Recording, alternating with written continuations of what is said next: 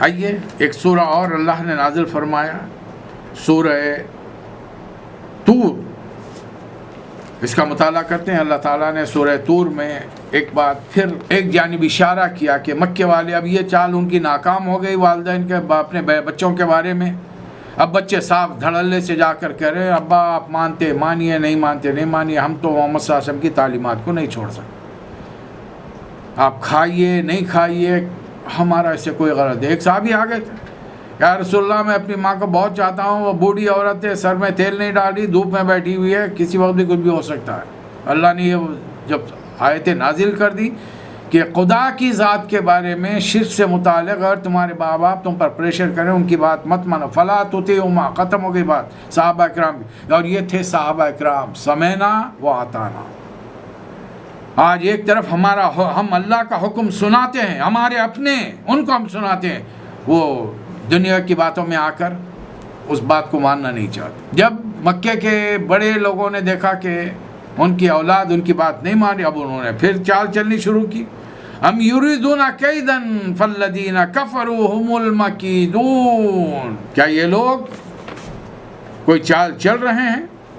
اگر یہ بات ہے تو کفر کرنے والوں پر چال الٹی پڑے گی۔ چلیے سب آئیے دیکھتے ہیں اس میں اللہ تعالیٰ نے کیا باتیں فرمائی۔ قسمیں کھائی ہیں، والطور و کتابی مستور فی رق منشور والبیت المعمور والسقف المرفوع والبحر المسجور، قسم ہے طور کی، کھلی کتاب کی جو رقیق دل میں لکھی جاتی ہے، آباد گھر کے اونچی چھت کی، معجزن سمندر کی، آپ کے رب کا عذاب واقع ہونے والا ہے۔ یہ تمام چیزیں انسان کے استعمال میں آ رہی ہیں، ایک ایک چیز پہ غور کیجیے۔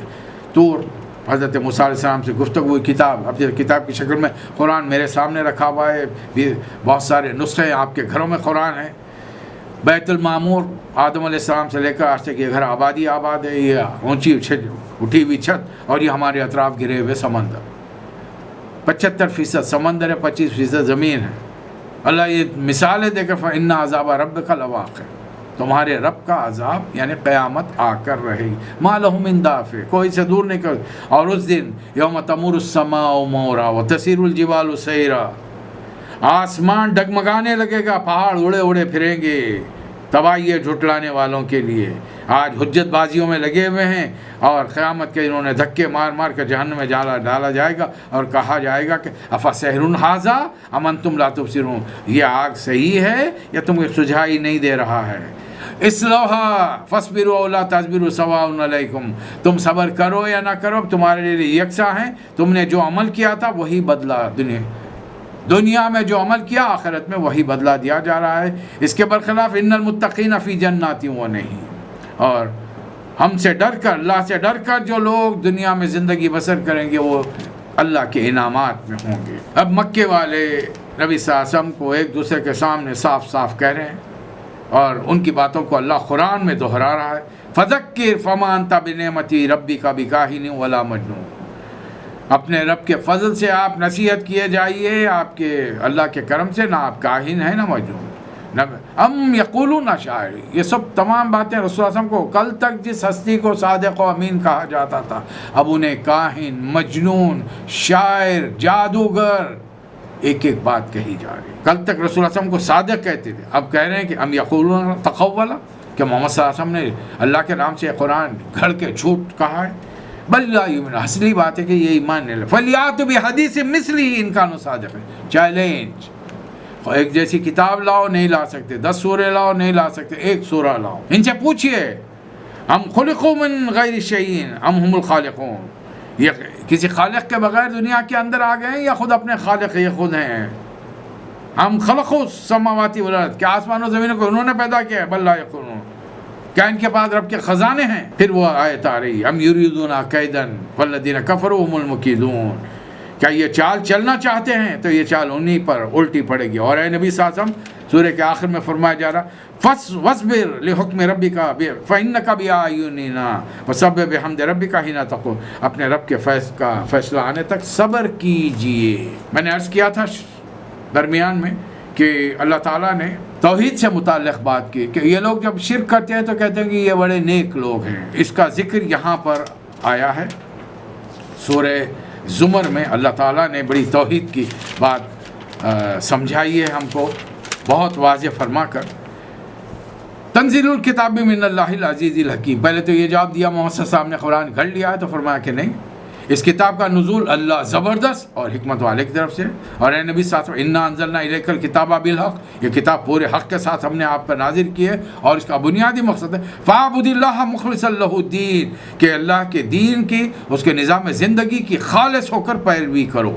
الا للہ الدین الخالص والذین اتخذوا من دونہ اولیاء، ان لوگوں نے خدا کو چھوڑ کر جنہیں اپنا اولیاء، اپنا دوست، سرپرست بنا لیا ہے، جب ان سے کہا جاتا ہے کیوں کرتے ہو، وہ کہتے ہیں ما نعبدہم الا لیقربونا الی اللہ زلفا، ہم تو ان کی بندگی عبادت اس لیے کرتے ہیں کہ وہ اللہ تک ہماری رسائی کرا دیں گے، ہم کو دوزخ سے چھڑا دیں گے، ہم کو جنت میں لے جائیں گے، دنیا میں ہمارے جو کاروبار بگڑ گئے ہیں ان ہماری بگڑی کو بنا دیں. اب یہ کام آج کے مسلمان دوسرے نام سے کر رہے ہیں. وہ تو بتوں کے ماننے والے تھے، آج یہ قوالیاں سن کر تو آپ اور میں سر دھنتے رہتے ہیں، حالانکہ یہ سر کلام پر کم، طبلے کی تھاپ پر اور ہارمونیم کی آواز پر زیادہ دھنتے ہیں.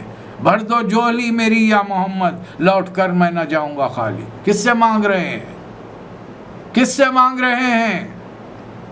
نبی صلی اللہ علیہ وسلم سے. اور نبی صلی اللہ علیہ وسلم خود ہم سے کیا فرما رہے ہیں؟ تمہارے جوتی کی ڈوریاں اگر رسیاں ٹوٹ جائیں تو وہ بھی اللہ سے مانگو. اور ہم کھلا نبی کریم صلی اللہ علیہ وسلم کے احکامات کی نافرمانی کر رہے ہیں. اس کا شعور ہی نہیں ہے. صرف کہنے کا، یہ بات جب کہی جاتی ہے تو تم تو گستاخ رسول، رسول کے احکامات کی نافرمانی تم کرو اور گستاخ رسول کا فتویٰ تم ہم کو دو. یہ کیسے ممکن ہے بھائی؟ ہم تو رسول کی حدیث سنا رہے ہیں تم کو، اور یہ کس لیے ہوتا ہے کہ نبی صلی اللہ علیہ وسلم کے مقام و مرتبے کو آگے بڑھایا جائے. کون تم بڑھانے والے ہو؟ آ رہی ہو ایک معمولی سا گنہگار امتی رسول کے مقام کو بڑھائے گا؟ ارے رسولوں کو مقام دینا اللہ کا کام ہے. تیسرا پارہ نہیں پڑھے؟ تلک الرسل فضلنا بعضهم علی بعض، یہ وہ رسول ہیں جن میں سے ہم نے بعضوں کو بعضوں پر فضیلت دی ہے. ہم خامخواہ کے رسول کی شان میں غلو نہیں کرتے.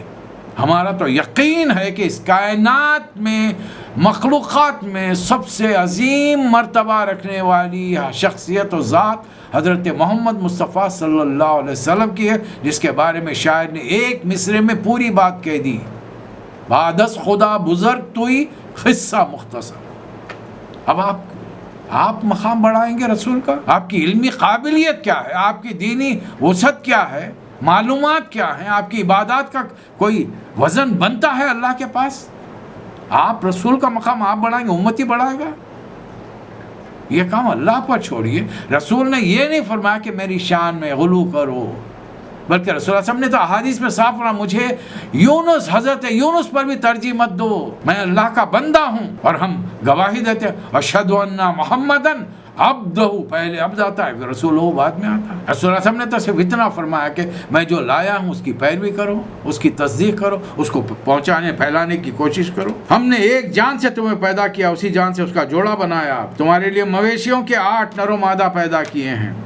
اب ان میں سے کس کے بارے میں تم کہتے ہو کہ حرام ہے اور کس کے بارے میں کہتے ہو کہ حلال ہے؟ انسان پر جب کوئی مصیبت آتی ہے تو رب کی طرف رجوع کرتا ہے، اور جب اللہ مصیبت دور کرتا ہے وہ بالکل اللہ کو فراموش کر کے دنیا والوں کے شکر گزاری میں لگ جاتا ہے. اے نبی صلی اللہ علیہ وسلم کہہ دیجئے میرے بندوں سے، یا عبادی الذین آمنوا اتقوا ربکم، اے میرے بندوں جو ایمان لائے ہو اپنے رب سے ڈرو. اچھا، اس زمانے میں ایک بار صحابہ اکرام پر مار پیٹ شروع ہو چکی. جب ماں باپ نے دیکھ لیا بچے ہماری نہیں سن رہے، نوجوان نہیں سن رہے، اب جن کے رشتہ دار تھے ان کے والدین چلے گئے. مثلا حضرت عثمان بن عفان رضی اللہ تعالیٰ عنہ کے والد نہیں تھے، عفان کا انتقال ہو چکا تھا. اب چچا خاندان کا سرپرست تھا، وہ حضرت عثمان کو بورے میں لپٹ کے الٹا لٹکا دیتا ہے اور نیچے سے آگ جلا کر اس میں مرچی ڈالتا ہے. دھواں ڈھانس، الٹا لٹکنا، اس پر یہ نیچے سے مرچی کی ڈھانس، اس کی بو، اور آگ جلائی جا رہی ہے. کیسی جسمانی اذیت ہے. اب جب تکلیف ہو رہی ہے تو اللہ تعالیٰ اپنے ماننے والے بندوں سے ایک ہی مطالبہ کرا، وَأَرْضُ اللَّهِ وَاسِعَةٌ، آیت نمبر 10 سورہ زمر. ایک اشارہ, اگر مکے میں تمہیں تکلیف ہو رہی ہے, میری زمین وسیع ہے, ہر چیز پر صبر کر کے. صبر کے معنی یہ نہیں کہ کوئی تھپڑ مارے تو ہم روئے نہیں.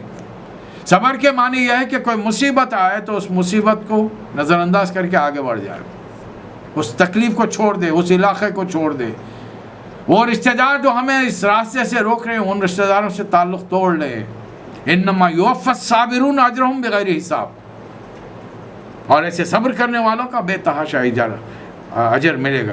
قل انی امرت ان اعبد اللہ مخلصا لہ الدین. مجھے حکم دیا گیا ہے کہ پوری زندگی کے نظام کو اللہ کے لیے خالص کروں, اور اگر میں ایسا نہ کروں, قل انی اخاف ان عصیت ربی عذاب یوم. اگر میں اس میں سے کچھ بھی ذری سی بھی چیز کی نافرمانی کروں گا, ایک بڑے دن کے عذاب کا مجھے خوف ہے, ڈر ہے.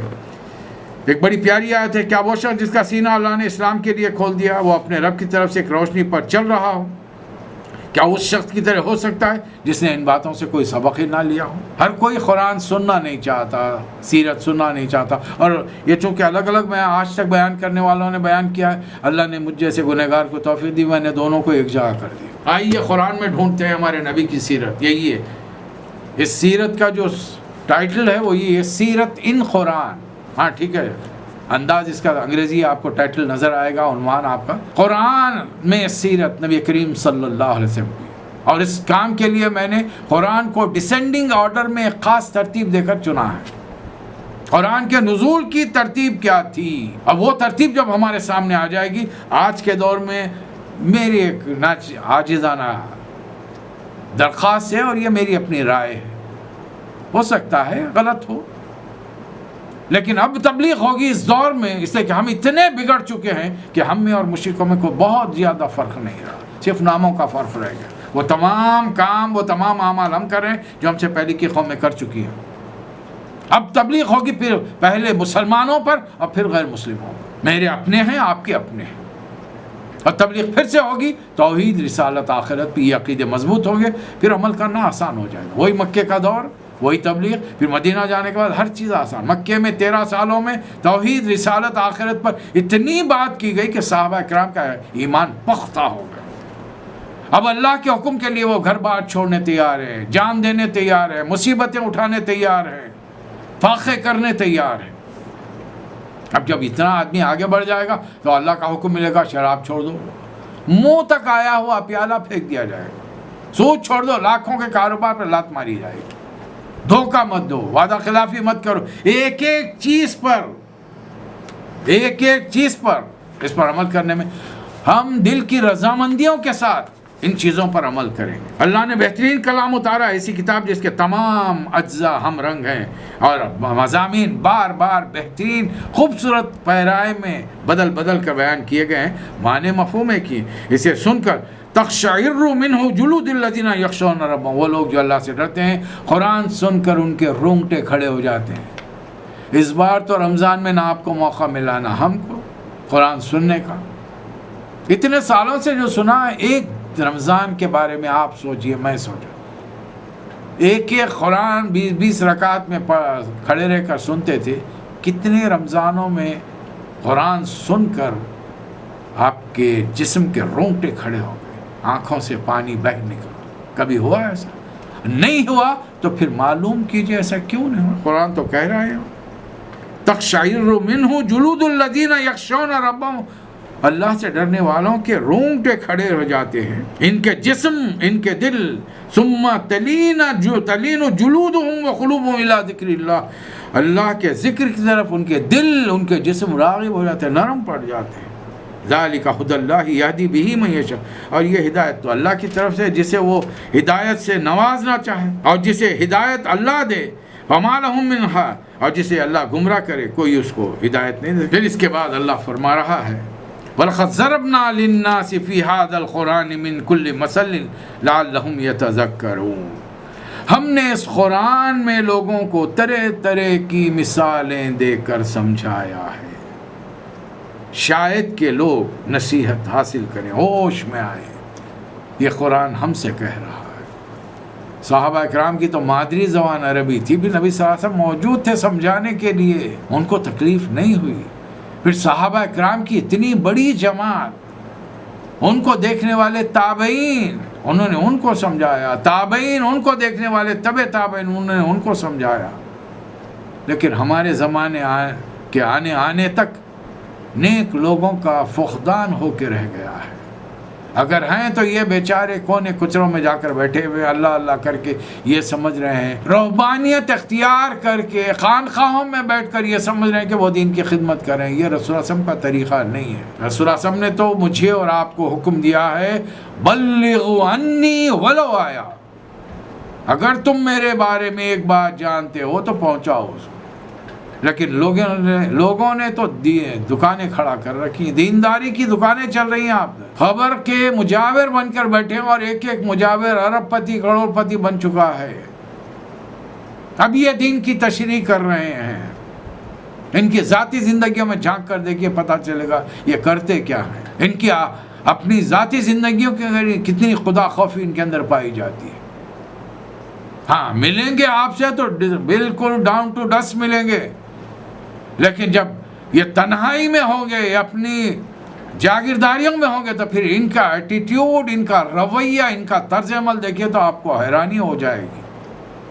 کیا اللہ کے بندے ایسے ہوتے ہیں کہ پبلک میں دکھاوا کچھ اور تنہائی میں معاملہ کچھ اور؟ یہ قرآن کے ذریعے تعلیم دو. ہم نے مثال قرآن کو دیا، تم بھی لوگوں کو قرآن سے سمجھاؤ نا. قرآن کے ذریعے دین کی تبلیغ کرو.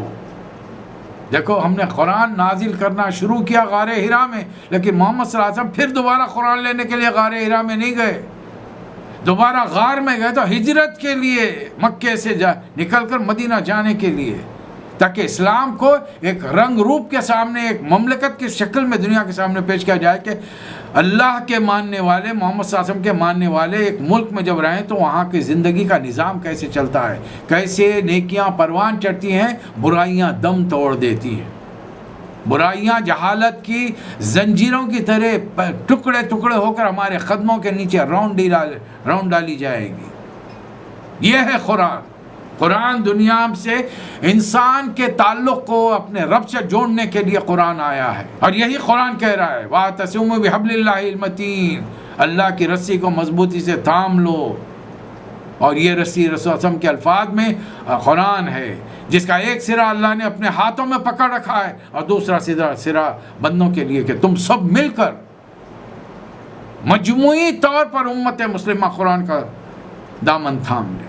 اور قرآن سمجھ میں اس وقت تک نہیں آئے گا جب تک کہ سیرت نبی صلی اللہ علیہ وسلم سامنے نہیں ہوگی. میرا دعویٰ ہے آپ تو نماز نہیں پڑھ سکتے، روزے کی تفصیلات آپ کو معلوم ہے، آپ زکوٰۃ نہیں دے سکتے. پورے قرآن میں ڈھونڈ کر بتائیے کہ زکوٰۃ 2.5% ہے. کس پر ہے؟ پہلے تو زکوٰۃ کن چیزوں پر ہے وہ بتائیے مجھے. سونے پر ہے، چاندی پر ہے؟ کتنے سونے کتنے چاندی پر ہے؟ ہیرے جواہرات پر کیوں نہیں ہے جب وہ سے زیادہ قیمتی رہتے ہیں؟ 7.5 تولے سونے پر ہے، کہاں لکھا ہوا ہے قرآن میں؟ 52 تولے چاندی پر کہاں لکھا ہوا؟ نماز پڑھنے کے لیے بھی آپ کو رسول اللہ صلی اللہ علیہ وسلم چاہیے.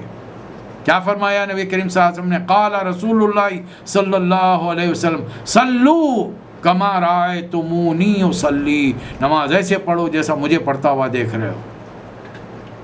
اور کوئی ویڈیو نہیں چھوڑی اپنے پیچھے، آپ نے کوئی آڈیو نہیں بتے کہ صحابہ ایک صحابی بیٹھے ہوئے ہیں، 2-4 آپ کے بازو خطاط کتابت کرنے والے بیٹھے ہوئے اور نبی صلی اللہ علیہ وسلم سامنے نماز پڑھے اور وہ صحابی لکھاتے جا رہے ہیں. اب نبی صلی اللہ علیہ وسلم قیام میں ہیں، قیام کا انداز یہ ہے، ہاتھ یہاں باندھے ہیں، اس طریقے سے باندھے ہیں. اب اتنی لمبی آپ نے تلاوت کی، اب آپ رکوع میں گئے، اتنی مرتبہ آپ نے یہ تسبیح پڑھی ہے، اس کے بعد سیدھے کھڑے رہ گئے، اس کے بعد میں سجدہ کیا، آپ نے اتنی مرتبہ تسبیح پڑھی، دونوں سجدوں کے بیچ میں وقفہ دیا ہے، وقوف اتنی دیر کا، اتنے سیکنڈ کا، اتنے منٹ کا وقفہ تھا. یہ تحیات آپ نے یہ پڑھی ہے، یہ سلام آپ نے اس طریقے سے پھیرا ہے، یہ ایک سلام پھیرا یا 2 سلام پھیرا. کس نے یہ آڈیوگرافی ویڈیوگرافی کے ذریعے یہ تمام رسول اللہ صلی اللہ علیہ وسلم کی نماز ہم تک وہاں پہنچائی ہے؟ صحابہ اکرام نے. اور تمام صحابہ اکرام نے ہر وقت میں نبی صلی اللہ علیہ وسلم کو نماز پڑھتے ہوئے نہیں دیکھا. کسی نے نفل نمازوں میں دیکھا، کسی نے فرض نمازوں میں جماعت کی شکل میں دیکھا. اچھا فرض نمازوں میں بھی کون دیکھے گا؟ وہ جو پہلی صف میں ہیں. دوسری صف والے کیسے دیکھیں گے نبی صلی اللہ علیہ وسلم کو؟ کیا نبی صلی اللہ علیہ وسلم کسی پہاڑی پر چڑھ کے نماز پڑھاتے ہیں، نیچے سے لوگ آپ کو دیکھ رہے ہیں؟ اور نماز میں تو ہر آدمی، حکم کیا تھا؟ سجدے کی جگہ پہ نگاہ رکھو. تو پھر اب بتائیے آپ، صحابہ اکرام نے جس ڈھنگ میں دیکھا بیان کیا، اور ان چیزوں کو سمجھنے کے بجائے ہمارے دیندار سرٹیفکیٹ ہولڈروں نے فرقے بنا دیے ہیں، یہ حنفی، یہ شافعی، یہ اہل حدیث، یہ مالکی، یہ حنبلی، اور اس کی بنیاد پر مسجدیں الگ کر دی ہم نے۔ قرآن کے ذریعے آئیے، سیرت کے ذریعے آئیے، اور جو مستند مل جائے اس کو اپنائیے۔